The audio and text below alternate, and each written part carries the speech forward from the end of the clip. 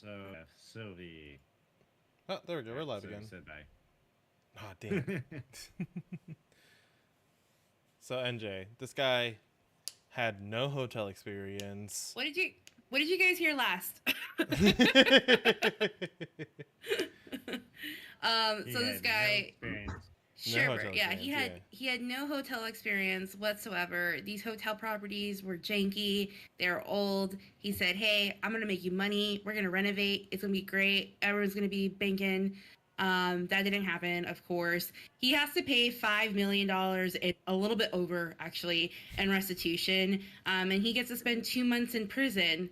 So I don't know if he can pay the $5 million back, or what happens to those investors. I wasn't able to see if there was like any big names that were invested. But yeah, I mean, this is kind of like the norm. There's another case that happened in Maud, Texas, like near Houston. This guy, Samuel Yates, he just pleaded guilty to 2 counts of wire fraud because in April 2020, he submitted 2 fraudulent applications to 2 different lenders seeking $5 million in the forgivable loans, like the PPPs. Mm-hmm. He claimed like 400 employees on one, and then he claimed 100 individuals on another loan. So yeah, like a lot of fraud is going on right now. Don't fall for a scheme. Protect your assets. Be sure you think about things before you invest in them. Otherwise, somebody's going to make away with your money. Again, not a financial advisor, not telling you where to put your money. It's totally up to you, but just be a little bit smart. I mean, all these get rich quick schemes are just that, schemes. Like, there's no way to get rich quick. Yeah, that's a lie. Yeah. I mean, you can try to sell energy drinks. You can try to sell makeup. It's really hard to do it. Yeah. That's I can think of a couple MLMs that I recently read a couple of stories about and how awful they are. Yeah, just like Crazy said, there is no get rich quick ways to get rich quickly. It's all about the hustle. So this guy thought he could get away with $5 million. Honestly, he didn't do a very good job. The FBI and I don't know, some other group that investigates white collar crime investigated him. They pretty much found things pretty quickly. He was trying to funnel the money, like I guess rob Peter to pay Paul, right? So he would take the money, kind of put it into Ponzi scheme, exactly. And he got caught really quickly. Like he did the bare fucking minimum to cover his ass. And he got 2 months in prison for it, which 2 months, I'm like, it feels like a slap on the wrist, but I guess it was kind of a victimless crime. The people are going to get their money back, I guess, eventually. Either that or the assets. Like, if they'll get the hotels, and then they'll just have to renovate it themselves. Yeah. Bulldoze that shit to the ground and sell land. Seeing the prison for only 2 months, it's like, that's rude. But hearing that he has to pay restitutions, I'm like, okay, that's fair. The guy's going to be working the rest of his life. If he wasn't before, now he is. Sucks. Yeah. It sucks to suck. I mean, and the markets are scary enough as is, so to hear people are getting desperate, that's what I hear. Yeah, I mean, Bitcoin dropped like, what, 20%? Bitcoin's been hovering. I mean, yeah, it's down into the 30s, but it's been hovering around 30 for a couple of weeks now, so now's your chance to buy. Yeah. Well, we're all feeling the effects of inflation, computer part shortage, gas rising, the war in Ukraine, and now possibly war with China? Question mark? Yeah, before we get too hardcore into that, I mean, today alone they announced that we're tapping into our strategic diesel reserves. So now we're tapping into the oil reserves and diesel reserves. It's a little scary to think that war is on the horizon from what we're seeing. And so today, right now the President of the United States is in a tour of Asia, right? He was in Japan. He was all over. He's been visiting allies and working on a new Pacific trade deal. So right now, the U.S. is working on the expansion of NATO in the Atlantic, and they're working on a trade organization in the Pacific, and that's to combat Russia and China already on the economic front. Mm-hmm. So today, the president was in Japan giving a speech, and he said that if China decides to invade Taiwan, that the U.S. will military back up Taiwan, which we don't have that agreement. That's the opposite of our politics for the last 50 years. So that's either a big shift in U.S. politics or it was a mistake that was said on an international stage. According to the White House press area, it was a mistake said on international stage, but a lot of people like China is taking that as a change in politics. Yeah, well, a change in the approach, politically. So, yeah, from what I saw from like White House officials, like walking, because I know that you mentioned they walked it back. They're just like, well, that hasn't like changed. Like we would give them the military like funding or whatever, to provide them defenses like we do in Ukraine.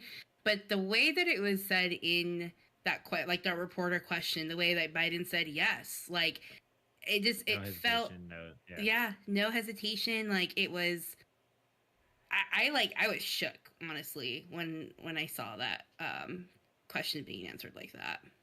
I guess Biden stopped reading the teleprompter and was like, "Yeah, of course we would. Why wouldn't we?" Type of thing. Biden. I mean, right?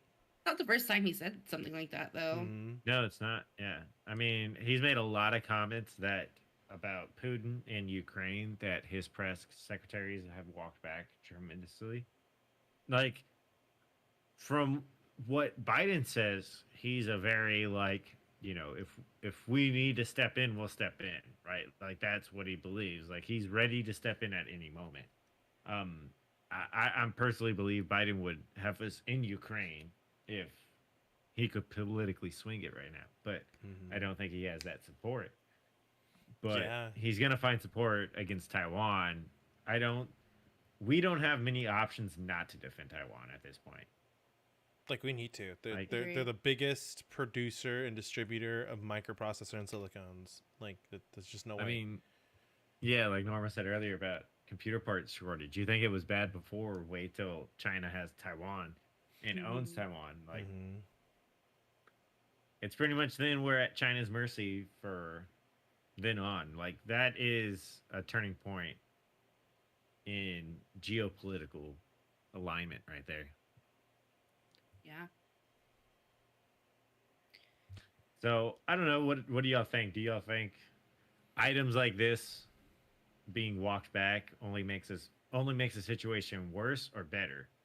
Because now China doesn't trust anything that's said. I mean, I would see it as China saying, "Well, I don't trust what they say, and I don't trust what the press releases. So let's man our defenses. Let's build a bigger navy." To this day, I mean, as we speak, China is still building missile silos, right? Like where the U.S. and Russia were in the 80s is what they're building now, and that's a little scary to think. Why would they need that besides in effort to take over the world in a way? Even now that Biden's doing his tour of Asia, China's doing tests in the South China Sea. Like they're actively conducting like some missile tests from what I saw. So it's just like it's kind of like a big dick pulling out moment. And I kind of think that like we have to take like a firm stand like either way.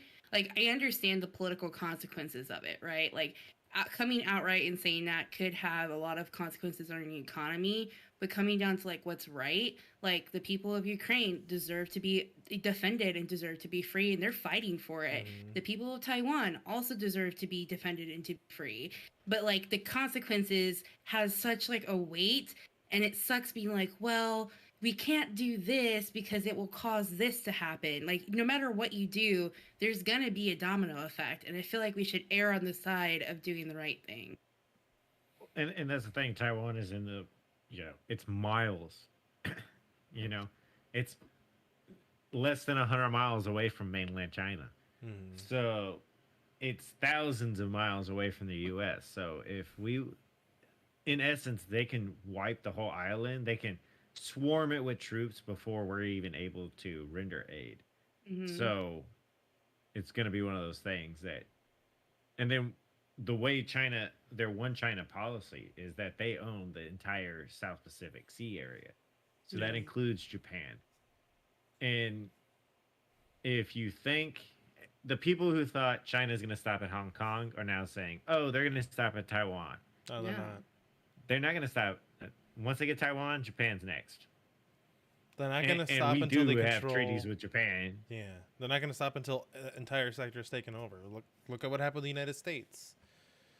And their what was it called again? The Manifest Destiny. Manifest Destiny. I would say they're playing it. Is it the game of Risk, where you conquer the different countries? We just watched the Model UN episode of Parks and Rec. So it kind of makes me think of that. How many Model UN scenarios are talking about the geopolitical situation going on with China and Taiwan? Look at, so, come back to like a little bit what we just talked about, the markets, right? So there's an executive order that takes effect in a couple of days that says that U.S. companies can't use Chinese companies as collateral anymore, right? So if you have Chinese stock, you can't use it as collateral, which experts are believing is going to lower the market value once that goes through. There's a lot of decoupling in the financial areas between the U.S. and China, that China's preparing for sanctions. Like, they saw the playbook against Russia, and now they're able to make notes and like adjust their system. So you have China adjusting its financial system to get away from the dollar. They've offered to pay for oil and other items in the yen, their currency. There's other items. They're building their military bigger. They're working on their navy tremendously. They're raising their air force. They've been talking to India, so there's been beef between them and India, and they've been working on trying to settle that in a way. Because if something happens between the U.S. and China, India is going to be the biggest player. Yeah. Especially in the area, because we're already with Australia, Japan, and then we want to work with India, and India wants to work with us, but we're never really friendly to them. Yeah. Does that to do because India has like a torrid history, especially with like British control. So I guess that mistrust is already there about dealing. Yeah. And India alone is like a quarter of the population of their world. So it's gonna be crazy. Yeah. I think the big players are gonna be us, India, Australia, and Japan. Well, see, that's the thing. If the U.S. enters any type of conflict, that means NATO's in. And if NATO's in the Pacific and the Atlantic, then that means Russia is going to not hold anything back. And it's literally, NATO versus Russia and China and Iran. So... You guys remember the end of Z-World comic strip from 2006 or whatever? Yes. You got China, France, India, Israel, Pakistan, US, UK, and us with nukes. We used to have 30,000 more than anybody else. Russia's always had a little more nukes. We've always had better ones, though. They have quantity over quality. We have quality over quantity. Yeah. One day... Our nukes are better than yours. One day, the Russians were like, these Ukraine sons of bitches are going down. And China was like, bet, time to take Taiwan. Okay, so that's the thing, is that right there, what you just described is what everyone's fearing, is that Russia is going to use some type of tactical nuclear weapon, which is very small. Like, they could easily wipe a city out, but not far out, right? Like something small, controlled, that they'll ruffle everyone's feathers, but it's not going to be like launch all the nukes right now, right? And if they do something like that, NATO has to respond because the nuclear fallout would then affect NATO countries. NATO responds, China attacks Taiwan, bam, everything kicks off. Kind of like how Sorry, go ahead. No, I was in transition to Halo. What were you gonna say? I was just gonna say that I'm just really tired of being on the precipice of nuclear war and arms of mass destruction. Like, I'm just very tired of this song dance. It was like, okay, so it all started with damn swine flu, right? We had swine flu, then the financial collapse, the recession. And I'm just tired of living through major life historical moments. Yeah. Then we had like Ebola.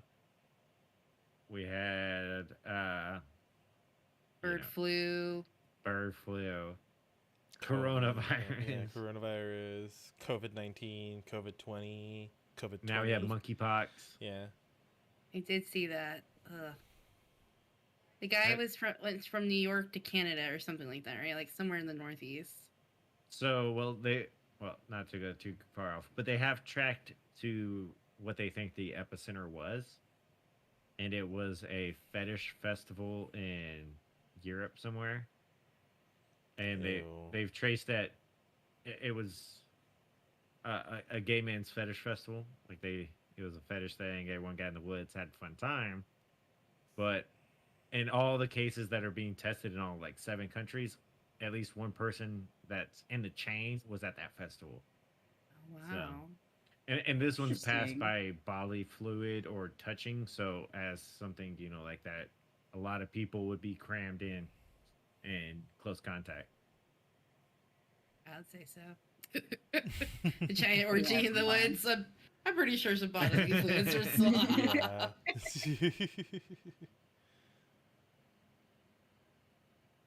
I had a transition. Yeah, that's a good transition. That's a good transition. So, gay orgy in the woods to Halo. Go. You know who else is tired? Okay. I lost it. Go for it, Paige. You know who else is fucking tired of having to save everyone's ass? The fucking Master Chief. Or Cortana.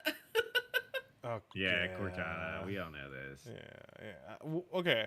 See, Peach never played Halo 4 or 5. He said he stopped at 3. So, like, Cortana really takes the show over in 4 or 5 because she's released, like, a full-fledged AI Unleashed. That merges with the Covenant technology, from what I understand. Not this. I wasn't going to spoil Peach. We're going to play Peach, don't worry. He told me that. Yeah, I already knew that. That happened in Halo 3. Well, that's what I'm saying. That happens in Halo 3, and it unleashes her in the other. Oh, okay. Well, I didn't know that part, but let's talk about just the beginning of the episode for a second there, because already at the beginning, it's going off. Like, left and right. Everyone's getting their ass kicked, including Master Chief, and it's just fucking exhausting. The chick takes off. I think that was the last episode. But I didn't expect for Cortana to already take over the Master Chief. It's really sad how he, like, kind of offed himself. Like, he was kind of like, you don't have a choice. I'm either dead and you take over, or I'm dead and nothing happens. Like, that's all you get. Do you think that... What's the girl's name? The one that was with the blessed one? I don't remember her name. Yeah. I'll find out. The Artificer or something like that. Artificer. Artificer. So who is she in relation to John? Like why are they so, like, important or linked? I don't know. I mean, so the series is a little off the rails from the canon. It's supposed to be its like own little thing. So I think we've reached as much of the canon as they're going to use, and they're starting to build their story now. Mackie was her name. Yeah, there you go. McKee, yeah. Also, Dr. Hazley, Halsey. Halsey. Yeah. Halsey. I hate her. Yeah. Oh yeah, no, everybody does. She's a bitch. I always thought they were making her too nice in this TV show, and then it was like, oh, here's the twist. All right, I got it. She kidnaps children. Yep, that's about right. Honestly, it was a great episode overall. I loved it.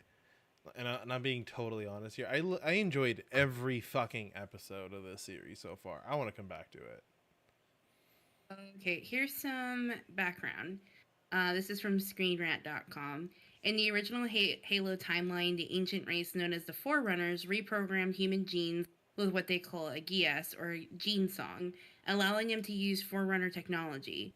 Curiously, in Paramount's Halo adaptation, not all humans possess this gene, and those who do are referred to by the Covenant as the Blessed Ones. It's unclear how common the Blessed One genes are, but there's at least two, McKee and Master Chief himself. Okay. And then because of Dr. Halsey and how she tested the kids, the Spartan recruits, it's possible that every single Spartan is a Blessed One in some way. Okay, different levels. Yeah. Okay. Would make sense. Thanks, Screen Rant. Appreciates you. But there's only one demon. Yep. That's 117. What'd you guys think? I liked I've it. been liking it. I've been liking it so far. I mean, I'm liking it as its own thing. I'm not liking it as because it's Halo. Like, well, I mean, it's cool to see the Halo stuff in like live action. Mm-hmm. But I mean, I've been liking the series so far, and some of the stuff I was like, oh, like I was saying, like I thought Dr. Halsey was a little too nice, and like, hey, and it's like, oh, okay, well, no, here it's coming. She is the psychotic person, and yeah, I don't know. I think it's been pretty cool to see Master Chief actually have some emotion and play out. So, I know the Halo subreddit has been very happy with how Cortana acts. yeah. As John, as a demon, like that's spot on. I like her personality a lot. I like how she ribs him, like, oh, good, you survived. All right, you got work to do. She's like that in the games. Yeah, she's very sassy. I like it. We'll see. I don't know what you think of Puzzle. I like the season a lot more than something I thought I would. It's still something I need to rewatch to fully understand everything, but I think they make it easy for the layman, which is nice. Same. Yes, I also agree.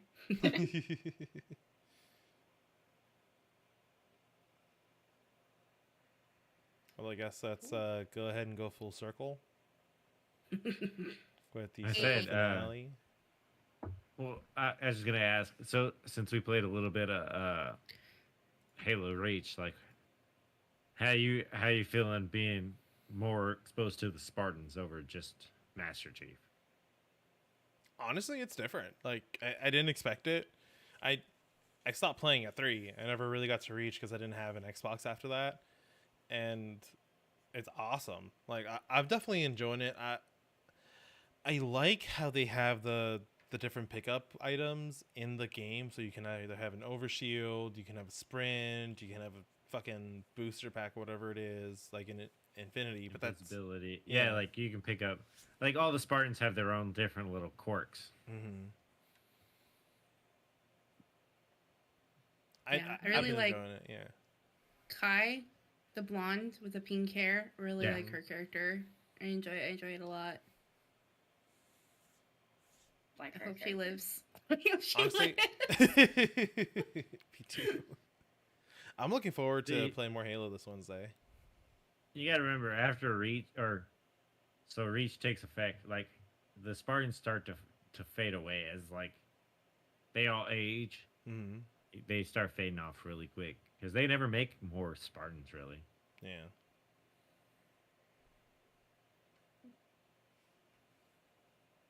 Like it's the part where Master Chief's just there by himself.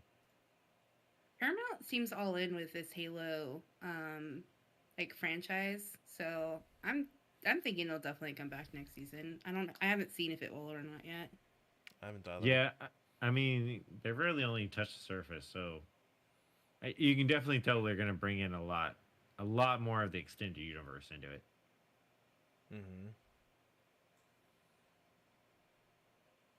Kind of like But how yeah. the Circle is gearing up for its finale.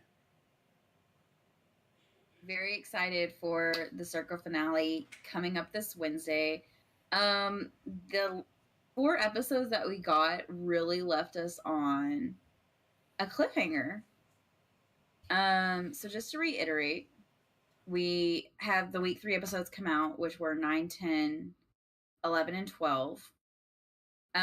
So we learned that Alyssa got blocked from the Circle. She did not get the antivirus, which was very upsetting. That's a good little twist. Super upset. Yeah. I knew Brew was gonna pick Carol though. I just knew it. Yeah. And it makes sense why he did it, you know? So I think that's why Alyssa, when she left, she's like, okay, that's fair. I understand it. Because Yuling fucked everybody over. Yeah. Oh my god, she's turned out to be the biggest snake out of all of them. Like you can't trust a word she says. Who? Yeah. Oh, Yuling? Yeah. I don't think so. I think that she's there. She's made genuine connections, and she did make a really good connection with Frank and Rachel. And I can see her reasoning of like, oh, someone will save Alyssa because she's been rated so like top notch, really. Now, if you're gonna have a thruple alliance, you got to save one of the two people in that, or they both know that you're untrustworthy.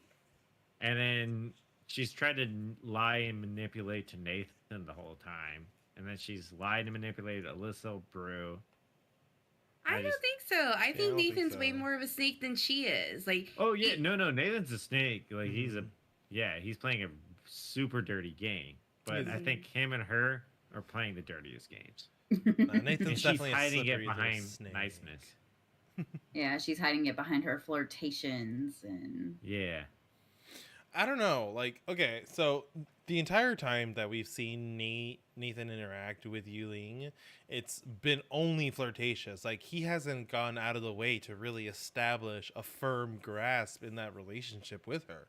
So or when like she's anybody in general, like he's waiting for really, yeah, He hides in like sneak attacks. Like, but like again, bitch. but again, that streak goes both ways, right? So like, she doesn't hesitate to automatically turn up the sexiness to 11 anytime she's talking to him. And even putting on the corset. Yeah. Oh my gosh, she did wear the corset. She put it on right after their conversation. And I mean, I can understand why she picked Rachel with the... Look that bean. with the thought process of, oh, nobody's going to save Rachel. But I don't know, to me it just showed that she had the bigger alliance with them and that she was just there in the throuple. I can see that, yeah, because the throuple was like an early alliance. Like that's where your loyalty should be. Yeah. So who do you? Okay. Oh, sorry. Go ahead. Oh, what's your question? Oh, I was gonna say like the last episode had 2 blockings. One, it was the last player, which I wasn't surprised. And then now they had to like actually pick somebody, or I guess a super secret influencer had to pick somebody, which is Frank.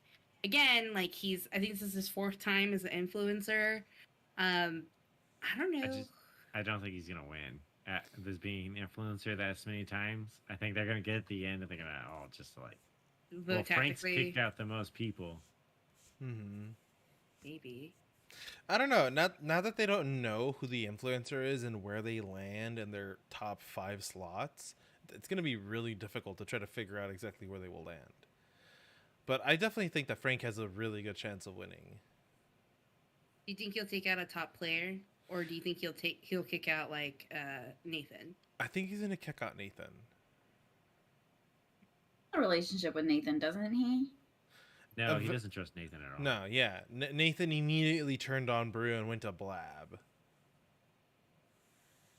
To Frank. See, and that's Brew had to make that move, right? Like, everybody pretty much knew that Carol was a catfish, but Carol was still loyal and voted Brew high, right? So, would you take out somebody that's loyal and helping your game, or take out somebody who's actually a big threat to your game? And, you know, Alyssa was just the threat. I mean, if you see, hey, one of my alliances totally ditched all of us, so it's just me and her, and we're, you know, she's the biggest threat in the house. I don't know how he couldn't. I don't know how he could have chose her. Yeah. Yeah. I hope that, honestly, I'm rooting against Nathan / Alex so bad. Like, just campaigning against him. I think he's a snake. I don't like the way he plays. And it's a game, right? Like, it's 150,000. But someone like Frank, who is actually a genuine person, like, I don't know. But that's the whole thing. Like, the whole... So Brew has been a pretty decent guy. Yeah. He's played the game, but he hasn't been nasty. Yeah. And Nathan waited until he could, attacked Frank, who's been only nice and kind to the guy, and then turned around and blamed Brew for the attack. Yeah. I hope he loses. Comeuppance. All I gotta say. Comeuppance, it comes eventually. Yeah, it really does. What do you guys think about Trevor's game? Okay. Interesting. I don't think Trevor, Everson, or Nathan will win. I think it's going to be between Frank, Rachel, and Yuling to win. Because I don't know. I just wasn't in love with Trevor coming into the circle in the first place. Yeah, I agree. Like I think it's a cool premise, but I don't know. There's just something about it I don't love. So that's what I was asking Puzzle. Do y'all think that Trevor and Everson are plants? Like, they're there to help move the game and move the show along, and they have tasks. Because you see how, like, Everson's, like, engaged the whole group, and, like, the things he does, it feels like a cruise director. Like, that's his job. Like, keep things going, make sure everyone's having fun. Let's get content out there. Maybe. And then they come so late in the game, they can't really make connections like everybody else. They're a huge disadvantage. Yeah, but Trevor has come a long way, and like he's really made his connections. Yeah, I think he was strategic about it. Yeah, he ranked. But he used Pretty Girl, right? We talked about Pretty Girl effect. They get at least one pass, right? But there's also strategy there. I think he does a really good job of portraying Imani. Oh yeah, he's doing good. But you know, definitely like when everyone picked the party. You know, everyone picks to go to a party with a pretty lady over a dude. Like they didn't know like what they just knew it was Under the Sea or Toga. They knew Toga Party Pretty Lady. I'm telling you. I don't know. You're gonna die on the hill. Got it. But no, I mean, props to him. It's a gameplay. Like, you know, us watching so many seasons, we've seen all the plays that people try to use. Yeah, the super aggressive play never works. The super passive play never works. Like, you gotta be interesting enough, but not a backstabby bitch to win. You gotta reel people in and keep them in. So let's ask the hard question. Puzzled. Would you catfish or would you play yourself? Ooh. I'd want to say I'd play myself just because I wouldn't know how to play somebody else. But I think the real challenge in a game like this would be playing somebody else. Yeah. What about you, NJ? Would you catfish or would you play yourself?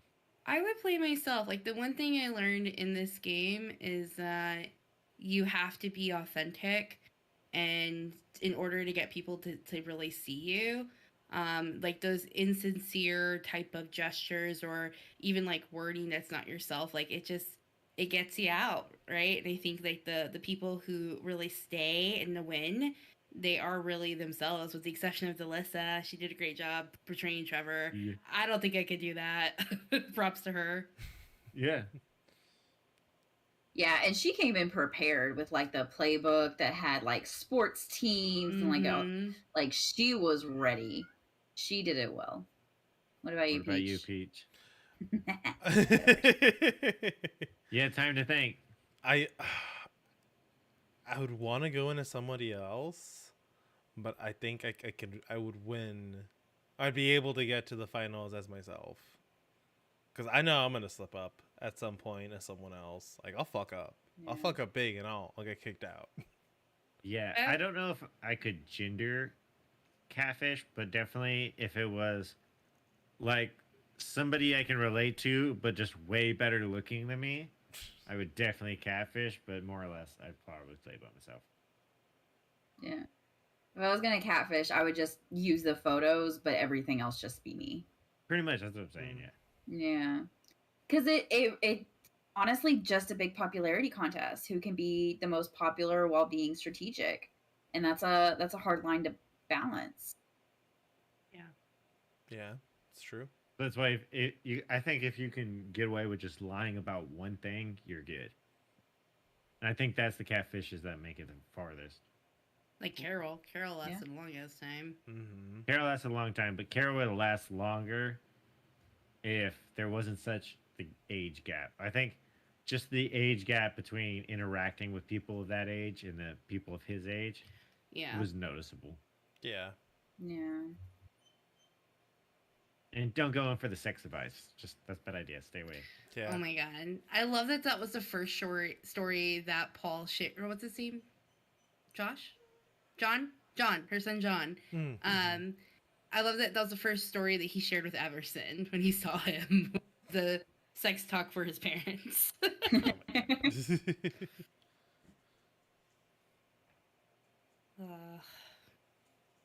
Keep trying to say something and I forget what it is as soon as there's a place to talk. Ethan's the best. Well, obviously. Oh. I mean, as long as it's not there's a snake in my boot, because I don't know, it might be Nathan. But I'm pretty sure somebody poisoned the water hole. Yeah. Oh yeah, no. The water I think hole. Nathan's been playing the meanest, dirtiest, nastiest game, and it's really gonna get to him. I think he's the next to go. Yeah, we haven't seen anybody play really a game this brutal in a while. Yeah. But I'm excited to see, what happens at the finale, who wins, who gets revealed. Oh, that's what I was going to say. I don't understand why it's always like an all-out manhunt for catfish. Like, why? The game, like the game's not called Find the Catfish. It's called The Circle. Yeah, this isn't the mole. Like, but yeah, no, I mean that's what we were talking about, and I guess that's one of the things that with the little bit of twist they did this season. But it seems like the people are like, we got to find the catfish. Where some of the players, like Brew, are like, no, we found the catfish and we're using the catfish. All you got to do is make the cat. If you figure out who a catfish is, just never let them know you know. You're like, oh my God, you so fooled me. Oh Lord, oh God. Like I knew you were catfish the whole fucking time, Kyle.